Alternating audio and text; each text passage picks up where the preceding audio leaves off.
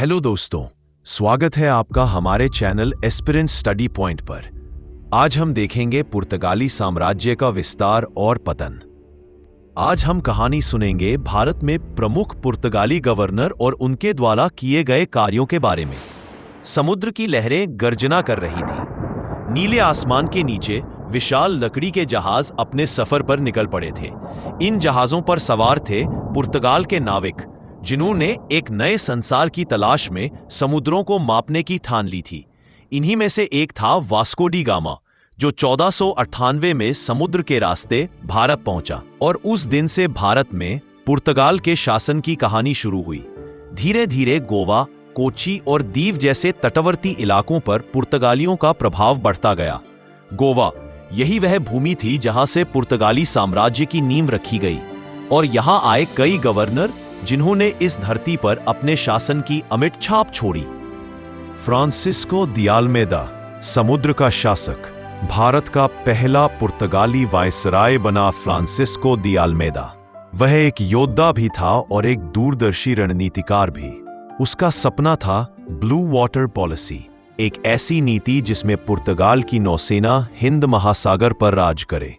अल्मेदा ने अपने जहाजों को सशक्त बनाया, तोपों से लैस नौसेना को तैयार किया ताकि अरब और मिस्र के व्यापारियों का प्रभुत्व खत्म किया जा सके। लेकिन किस्मत को कुछ और ही मंजूर था। सोमालिया के तट पर एक भयंकर युद्ध में जब समुद्र की लहरें खून से लाल हो चुकी थीं, अल्मेदा बहादुरी से लड़ते हुए मारा गया। उसकी मृत्यु ने पुर्तगाली साम्राज्य को झकझोर दिया, पर उसकी नीली नीति ने भविष्य की राह तय कर दी। अफोंसो डी अल्बुकर्क, गोवा का विजेता अल्मेदा के बाद आया वह नाम जिसने भारत में पुर्तगाल की नींव को मजबूत किया। Afonso de Albuquerque. वह सिर्फ एक गवर्नर नहीं, बल्कि एक साम्राज्य निर्माता था। 1510 में उसने गोवा पर अधिकार किया। तोपों की गड़गड़ाहट और युद्ध के नारों के बीच गोवा पुर्तगाल के झंडे तले आ गया। पर अल्बुकर्क की सोच केवल युद्ध तक सीमित नहीं थी। उसने स्थानीय लोगों के साथ समझदारी से शासन किया। उसने हिंदुओं और मुसलमानों दोनों के साथ सामंजस्य बैठाया, नए कानून बनाए, चर्चों और स्कूलों की स्थापना की और गोवा को पुर्तगाली साम्राज्य की राजधानी बना दिया। इसके शासन में गोवा सिर्फ एक बंदरगाह नहीं रहा, वह संस्कृति, व्यापार और शक्ति का केंद्र बन गया। नूनीज डी कुन्हा, व्यापार का विस्तारक। वर्ष 1529 में सत्ता संभाली नूनीज डी कुन्हा ने। वह न तो केवल सैनिक था, न ही केवल शासक, वह एक कूटनीतिज्ञ था जिसने व्यापार को राजनीति का हथियार बना दिया। उसके काल में पुर्तगाली जहाजों ने हिंद महासागर के कोने कोने में व्यापार फैलाया। उसने बसीन, वसई और दीव जैसे स्थानों पर कब्जा किया, जहां मसालों, कपड़ों और रेशम का व्यापार चरम पर था।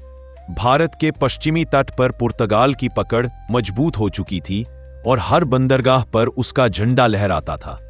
जोआओ डी कास्त्रो, सीमाओं का रक्षक फिर आया। जोआओ डी कास्त्रो, जिसे इतिहास ने भारत में पुर्तगाली गौरव का रक्षक कहा। वह तलवार चलाने में जितना निपुण था, विचारों में उतना ही तेज। उसने गुजरात के सुल्तानों से संघर्ष किया, अपने किलों की दीवारों पर तोपें तैनात कीं और पुर्तगाली सीमाओं को सुरक्षित रखा। रातों को वह मोमबत्ती की रोशनी में नक्शे पर रणनीतियां बनाता और सुबह वही रणनीति युद्धभूमि में उतर जाती। कहा जाता है कि अपने अंतिम दिनों में वह गोवा के बंदरगाह के पास बैठकर समुद्र को देखता। पुर्तगाली शासन का पतन समय बीतता गया। ब्रिटिश और डच शक्तियां उठने लगीं और पुर्तगाल का साम्राज्य धीरे धीरे सिमटने लगा। लेकिन गोवा में पुर्तगाली ध्वज लहराता रहा सदियों तक, 1961 तक। गोवा की गलियों में पुर्तगाली स्थापत्य, चर्चों की घंटियां और मसालों की खुशबू अब भी उस युग की याद दिलाती हैं। वह युग जब समुद्र पर पुर्तगाल की नावें राज करती थी और भारत की धरती पर उनके गवर्नरों की आवाज गूंजती थी। सदियां बीत गईं, पर इतिहास अब भी गवाही देता है, इन गवर्नरों ने भारत में यूरोपीय उपनिवेशवाद की नींव रखी। उन्होंने व्यापार, धर्म और राजनीति तीनों को एक साथ जोड़ा और अपनी नीतियों से भारत और यूरोप के संबंधों की दिशा हमेशा के लिए बदल दी। उनके नाम आज भी इतिहास के पन्नों में दर्ज है। Francisco de Almeida, Afonso de Albuquerque, Nunez de Cunha और जोआओ डी कास्त्रो, जो सिर्फ गवर्नर नहीं थे बल्कि एक नए युग के निर्माता थे। ऐसी ही रोचक कहानियों को देखने और सुनने के लिए हमारे चैनल को सब्सक्राइब करें। इस वीडियो को लाइक करें, शेयर करें, कमेंट करें। धन्यवाद।